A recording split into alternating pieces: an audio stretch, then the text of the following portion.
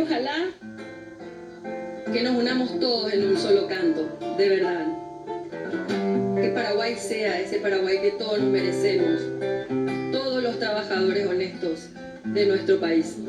Ojalá que las autoridades se den cuenta de eso y que podamos hacer florecer a nuestro querido Paraguay en un solo canto. Hiaite Lomita.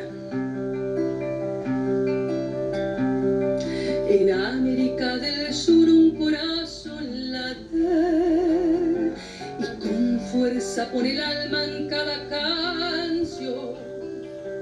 Con ella va todo el orgullo de mi raza, gente valiente en Aymollo y Ayva, de estirpe hispano-guaraní.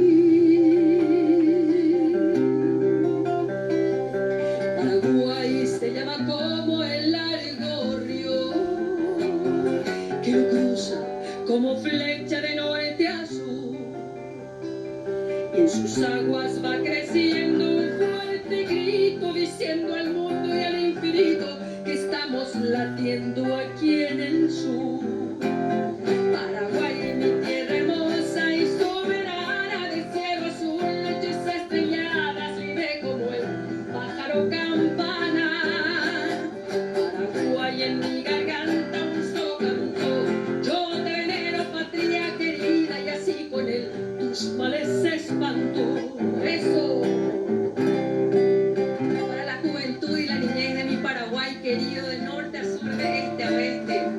Espero que esta canción sea una semillita que crezca en la mente y en el corazón de todos ustedes.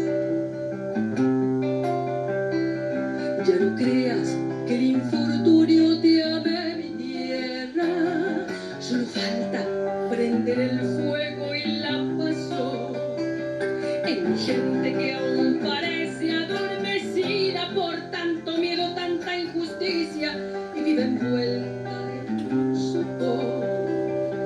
Ya no miremos el espejo del pasado, el futuro nos promete esperanza y fe. Levanta la frente, mi pueblo paraguayo, que así podemos llegar muy lejos y ver a nuestra patria crecer.